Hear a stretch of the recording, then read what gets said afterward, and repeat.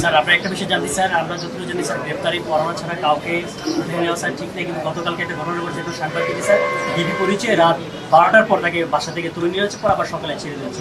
তো গ্রেপ্তারি পরোয়ানা ছাড়া একজন লোককে কেন বা রাত 12টার পরে? যেহেতু এই জিনিসটা আপনার কাছে আমি প্রথম শুনলাম, আমি ইনভেস্টিগেশন করার পর হয়তো আমি জানতে স্যার জিনিসটা অপরাধ হয়েছে কিনা স্যার রাত এটা 12টা আমি আগে দেখবো। জি স্যার। আর নেক্সট ডে আর কোনো কিছু আছে তা আপনারা সবাই ভালো স্যার, থাকেন। বিজয় দিবসের উদযাপনে কি কি বিজয় দিবসের উপরে, বিজয় দিবসে সবাই যেন ভালোভাবে উদযাপন করতে পারে, এ আপনারাও করবেন, আমরাও করব, সবাই করবে, দেশবাসী করবে।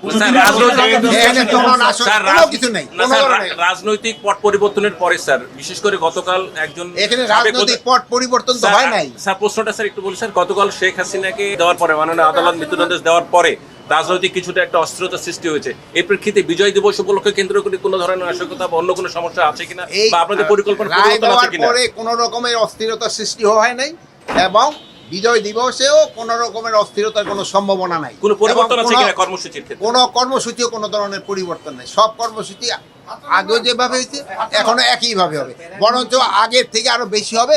শুধু গতবারও আমাদের প্যারেড হয় না, এবারও আমাদের প্যারেডটা হচ্ছে।